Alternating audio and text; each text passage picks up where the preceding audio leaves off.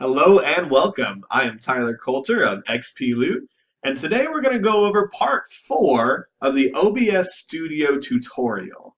So far, in part 1, 2, and 3, we're able to get the webcam set up with the green screen and a nice logo, as well as the background game or background image, as well as the stream setup. So up to this point, you should have been able to stream pretty professionally and look good doing it.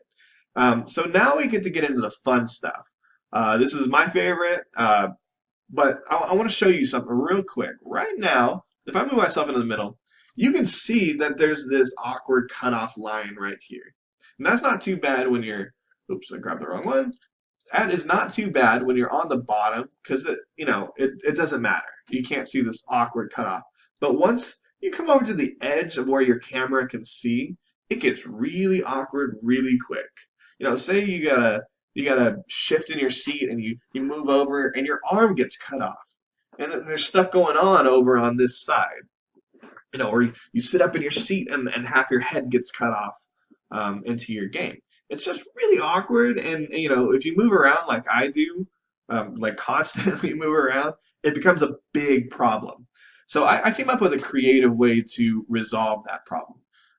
Basically, we are going to create a encapsulating border that allows us to move past the borders of our webcam without it looking awkward or unprofessional. I really like retro games. We play a lot of old Super Nintendo and old Sega Genesis games. So I had this creative idea to put myself into a CRT monitor to really make that game pop, and people loved it. They loved it. So today, I'm going to show you how to do the exact same thing. So first of all, you need to install Gimp.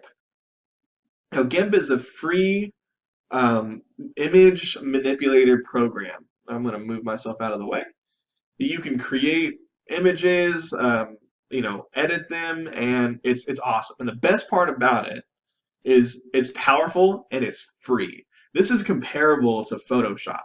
So go to gimp.org and install this software. Again, I love this software, and I'm sure you will too. So as you start getting used to it and start playing with it and using it, feel free to come back and click this donate button. Donate to them because they are awesome, and I'm sure they would appreciate it, and they have a great product that it doesn't cost us anything. So once that's installed, open it up. So I've already gone out to the internet and I've found a CRT monitor picture that I want to use. Just be careful that you have the permissions to use the images that you find. You're welcome to create your own, but if you do end up going out to Google, just make sure that you have the correct permissions to use these images. So let's go ahead and open this up. So I'm going to hit File, Open, and then it is crtmonitor.png.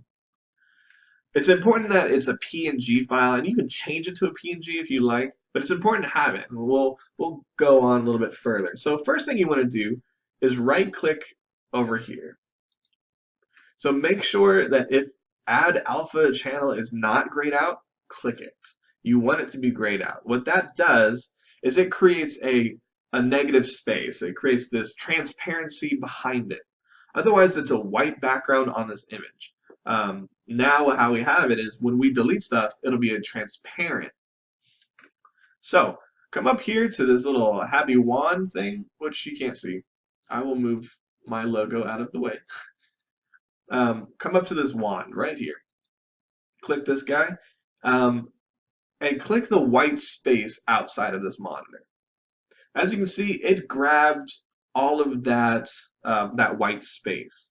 So let's zoom in and take a look at what's going on here. It actually did a pretty solid job. Sometimes you grab too much, sometimes you grab too little. So if you have a problem, check out this threshold.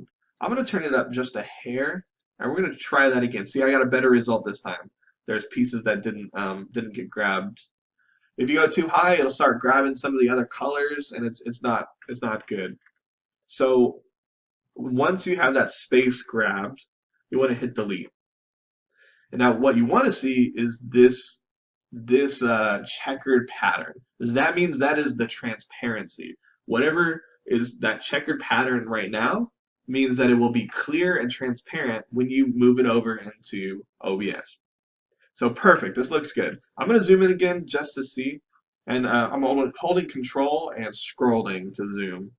You can also click the magnifier glass here. This looks pretty good. I'm pretty happy with that. So let's go into the middle because we want to clear out the middle of this tube because we are going to be sitting inside the CRT monitor. So when I click in it, you can see it didn't grab all this black space that I want.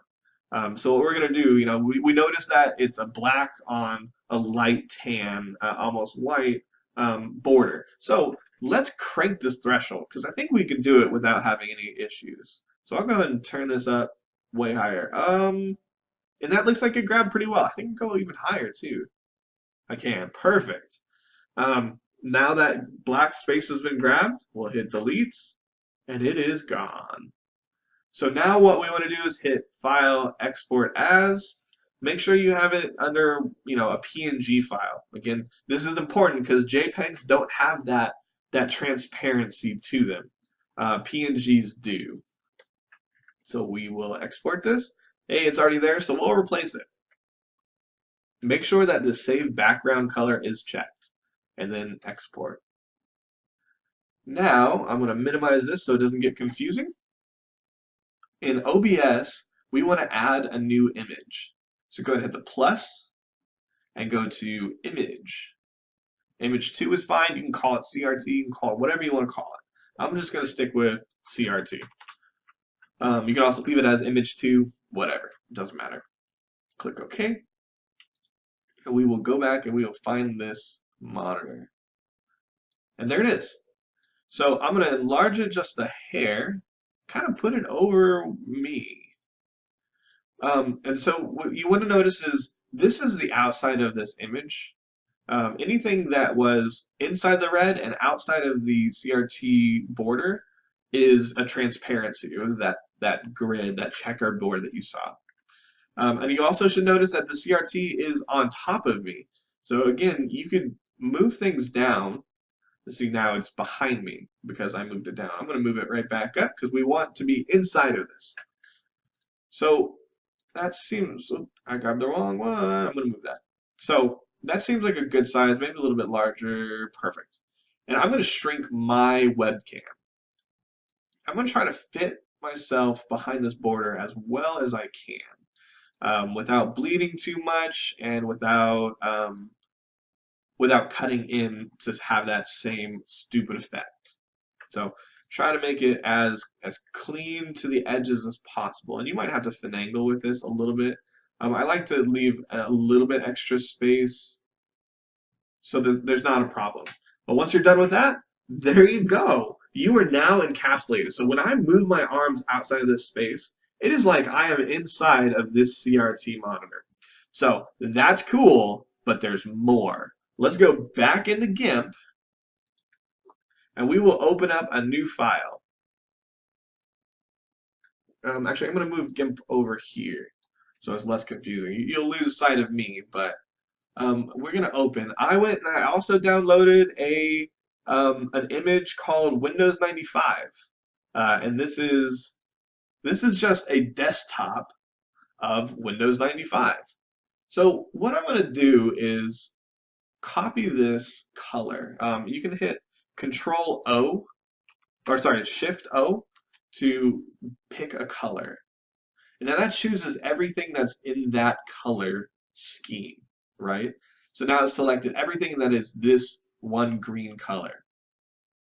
So now we go to select or edit, select, invert. Now everything else that is not that color is selected.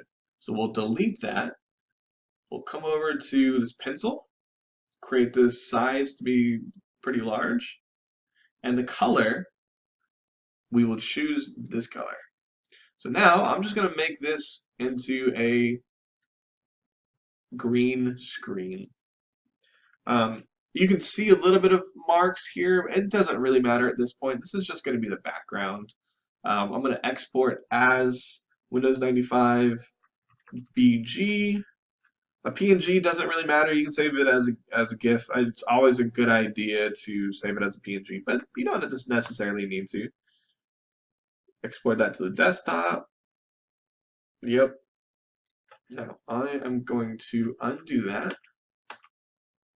Now, so what we've done is, again, we've selected everything that's green. So only the green is selected because we haven't inverted that selection yet. So now we're going to delete everything that was green. Bam. It's important to understand that Shift O, the color selection feature, can cause some issues. Sometimes if you can grab the color that you don't realize you're using somewhere else in your image, so you got to be careful. But in this case, it's really straightforward. So that's just how I'm going to work it. Now that we have everything except the green, I'm going to export this as Win95 icons. We'll just call it 1. And then we export it. Now this is important that you have that background color saved. I'm going to bring this over so you can see it. Make sure that you have the saved background color, and then we'll export that to the desktop. Now, we're going to create 2 images. First image is going to be the background color. Okay. Now you can see like little vestiges of it because I wasn't all too careful. That's okay. It's not really going to matter. So this is going to go behind me and behind the CRT monitor. So now it's behind the CRT. Now it's behind me. We're going to create one more image. And this is going to be the icons.